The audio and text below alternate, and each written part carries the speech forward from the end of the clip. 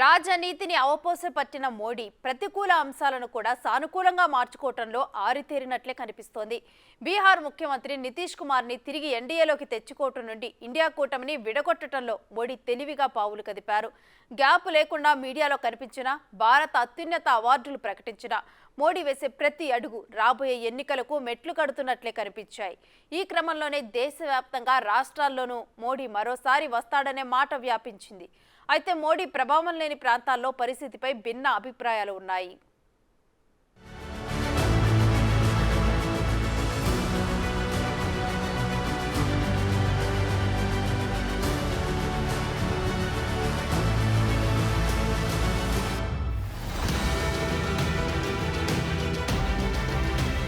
NDA పక్షానికైనా బీజేపీకైనా Modi మాన్యానే తిరుగులేని శక్తిగా కనిపిస్తోంది.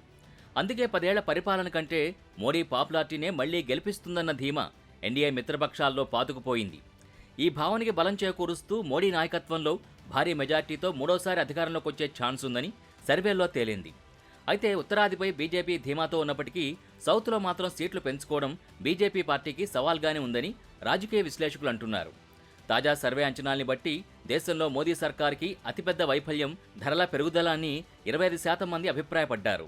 మరో 17% మంది నిరుద్యోగాన్ని, 12% మంది ఆర్థిక వృద్ధి అంశాల్ని ప్రస్తావించారు. మొత్తంగా 54% మంది మోదీ ప్రభుత్వంపై ఏదో ఒక అంశంపై వ్యతిరేకతతో ఉన్నట్టు సర్వే రిపోర్టులు వెల్లడిస్తున్నాయి.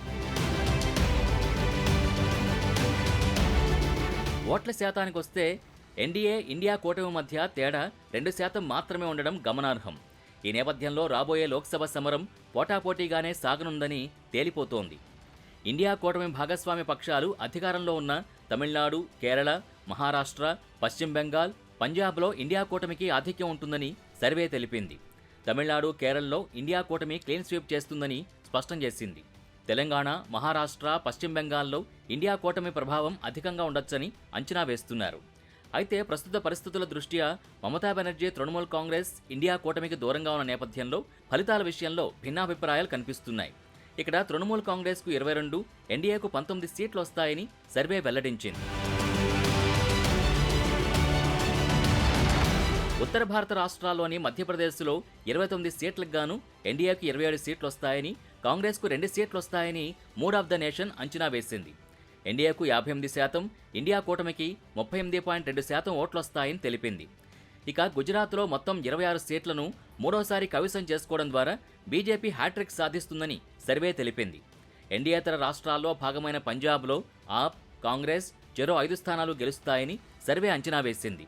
ఇక్కడ బీజేపీకి 2, శిరోమణి అకాలీదళ్ 1 స్థానంలో గెలిచే అవకాశాలున్నాయని పేర్కొంది. అలాగే ఢిల్లీలోని 7 స్థానాల్ని బీజేపీ కైవసం చేసుకుంటుందని తెలిపింది. కాంగ్రెస్ పాలిత హిమాచల్ ప్రదేశ్లోనూ 3 స్థానాలు బీజేపీయే గెలుస్తుందని పేర్కొంది. ఇక మహారాష్ట్రలో 48 సీట్లకు గాను ఎన్డీఏ కూటమి 22 సీట్లు సాధిస్తుందని తెలిపింది. ఇక్కడ ఇండియా కూటమి 26 సీట్లు దక్కించుకుంటుందని పేర్కొంది. దీన్ని బట్టి గత ఎన్నికల కంటే 21 సీట్లు అధికంగా సాధించే అవకాశాలున్నాయని తెలిపింది.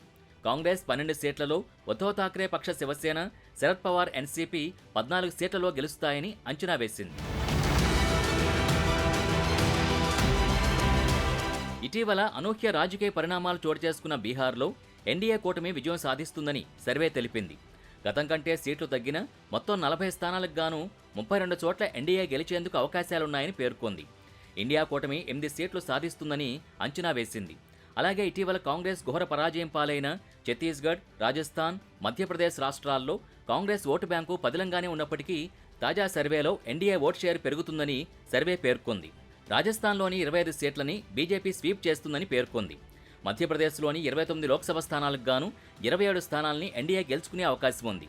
ఇక 10 స్థానాలున్న హర్యానాలో బీజేపీ 8 సీట్లు గెలుస్తుందని, అయితే ఓట్ షేర్ తగ్గుతుందని సర్వే అంచనా వేసింది. ఉత్తరాఖండ్లో 5 సీట్లని ఎన్డీఏ గెలుస్తుందని వెల్లడించింది. ఈశాన్య రాష్ట్రాల్లో కీలకమైన అస్సోంలో ఎన్డీఏ 12, ఇండియా 2 సీట్లు సాధిస్తాయని పేర్కొంది. ఉత్తరప్రదేశ్లో 80 సీట్లకు గాను బీజేపీ కూటమి 70 స్థానాల్లో విజయం సాధిస్తుందని సర్వే అంచనా వేసింది. జార్ఖండ్లో 14 సీట్లకు గాను 12 ఎన్డీఏ గెలుస్తుందని, ఇండియా కూటమికి 2 సీట్లు లభిస్తాయని లెక్కగట్టింది. ఇక ప్రతిపక్ష డీఎంకే అధికారంలో ఉన్న తమిళనాడులో 39 సీట్లకు గాను అన్ని సీట్లు ఇండియా కూటమికే దక్కుతాయని సర్వే తెలిపింది.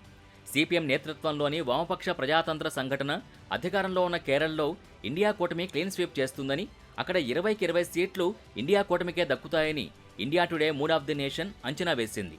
మరోవైపు ఇటీవల కాంగ్రెస్ గెలుపొందిన తెలంగాణలో 17 స్థానాలకు గాను కాంగ్రెస్ 10 సీట్లలో విజయం సాధించేందుకు అవకాశాలున్నాయని సర్వే పేర్కొంది. ఇంకోవైపు ఆంధ్రప్రదేశ్లో 25 లోక్సభ స్థానాలకు గాను టీడీపీకి 17 సీట్లు లభిస్తాయని సర్వే అంచనా వేసింది. మిగిలిన 8 సీట్లలో వైసీపీ గెలుస్తుందని తెలిపింది. అయితే కర్ణాటకలో 28 సీట్లకు గాను 24 సీట్లలో ఎన్డీఏ గెలుస్తుందని సర్వే చెప్పడం విశేషం. ఇక్కడ కాంగ్రెస్ అధికారంలో ఉంది. గత అసెంబ్లీ ఎన్నికల్లో బీజేపీ ఘోర పరాజయాన్ని చవిచూసినా మళ్లీ లోక్సభ ఎన్నికల్లో 24 సీట్లు గెలుస్తుందని, ఇండియా కూటమి 4 సీట్లతో సరిపెట్టుకుంటుందని సర్వే అంచనా వేయడం గమనార్హం. దేశవ్యాప్తంగా పరిస్థితులు విభిన్నంగా కనిపిస్తున్నప్పటికీ కేంద్రంలో బీజేపీ వరుసగా మూడోసారి అధికారంలోకి రావడం ఖాయమని తెలుస్తోంది. అయితే కాంగ్రెస్ రాష్ట్రాల్లో బీజేపీ వ్యూహాలు ఎలా పనిచేస్తాయనే దానిపై ఈజీ మార్జిన్తో హ్యాట్రిక్ ఆధారపడి ఉంటుందని విశ్లేషకులు భావిస్తున్నారు. హిమాచల్ ప్రదేశ్, కర్ణాటక, తెలంగాణ రాష్ట్రాల్లో కాంగ్రెస్ ప్రభుత్వాలు బలంగా ఉన్నాయి. కూటమిలో భాగంగా జార్ఖండ్లో జార్ఖండ్ ముక్తి మోర్చాతో పాటు ప్రభుత్వంలో భాగంగా ఉంది. ఆ తర్వాత ఢిల్లీ, పంజాబ్ వంటి రాష్ట్రాల్లో ఆప్ అధికారంలో ఉంది. మరోవైపు కేరళ, తమిళనాడు, పశ్చిమ బెంగాల్ వంటి రాష్ట్రాలు వరుసగా వామపక్షాలు, డీఎంకే, తృణమూల్ కాంగ్రెస్లు అధికారంలో ఉన్నాయి. ఇక ఆంధ్రప్రదేశ్, ఒడిశాల్లో ఉన్న రాజకీయ పరిస్థితుల కారణంగా అక్కడ బీజేపీకి చోటు లేదు. కాబట్టి బీజేపీ అధికారంలో లేని 9 రాష్ట్రాల్లో ఆ పార్టీ ఏమాత్రం ఫలితాల్ని పొందుతుందో తేలాల్సి ఉంది. అయితే ఈ రాష్ట్రాల్లో జరిగే ఎన్నికలు బీజేపీ మొత్తం సంఖ్యను ఎంతవరకు మెరుగుపరుచుకోగలవు అనే విషయంలో కీలకంగా మారనున్నాయి. ఇప్పటికే ఇండియా కూటమి బీటలు బారింది. ప్రధాని అభ్యర్థిగా నితీష్ కుమార్ని ప్రకటించలేదని ఆయన తిరిగి ఎన్డీఏకే వెళ్లగా మిగతా బలమైన పార్టీలన్నీ సీట్ల సర్దుబాటు దగ్గర అసహనాలు, అసంతృప్తులు ప్రదర్శిస్తున్నాయి. ఇటు ఆంధ్రప్రదేశ్ నుంచి తెలుగుదేశం పార్టీ తిరిగి బీజేపీ చంకన చేరే అవకాశాలు కనిపిస్తున్నాయి. ఈ పరిణామాలన్నీ మోడీ తెలివికి ప్రతీకలు కాగా ఎన్డీఏలో కొత్తగా చేరుతున్న పార్టీల బలహీనతల్ని కూడా తెలియజేస్తున్నాయి. కాగా ఈ బలహీనతలతో రాష్ట్ర స్థాయిలో అవి ఎంతవరకు నెగ్గుకొస్తాయో చూడాల్సి ఉంది. ఇక మోడీ రాజకీయ తంత్రంలో భాగంగా ఇటీవల ప్రకటిస్తున్న భారత అత్యున్నత పురస్కారాలు కూడా ఎన్నికలపై ప్రభావం చూపే అవకాశాలున్నట్టు కనిపిస్తోంది. ఈ అవార్డుల్లో కాంగ్రెస్ నేత, భారత మాజీ ప్రధాని పివి నరసింహారావుకి భారతరత్న ప్రకటించడం కూడా భాగంగానే ఉంది. అలాగే సొంత పార్టీ నుంచి ఎల్కే అద్వానీని పక్కన పెట్టాడనే అపవాదును రూపుమాపడానికి అద్వానీకి కూడా భారతరత్న ప్రకటించారు మోడీ. దీంతో క్షేత్రస్థాయి బీజేపీ కేడర్లో మోడీపై ఉన్న ఆ కాస్త కోపం కూడా సద్దుమణిగింది. ఇలా అడుగడుగునా మోడీ వేస్తున్న రాజకీయ ఎత్తులు మోడీకి కలిసొస్తున్న అంశాలు. అంతకు మించి ముందుగా చెప్పుకున్నట్టు ఈసారి మోదీని గెలిపించేది ఆయన చెబుతున్నట్టుగా దేశాన్ని అభివృద్ధి పథంలో నడిపిన తీరు కాదని, అయోధ్య ఆలయమేనని సర్వే అభిప్రాయాల్ని బట్టి స్పష్టమవుతోంది. ఏది ఏమైనప్పటికీ మరో కొన్ని రోజుల్లో జరగబోయే లోక్సభ ఎన్నికలే అసలు ఫలితాల్ని ఖరారు చేస్తాయి.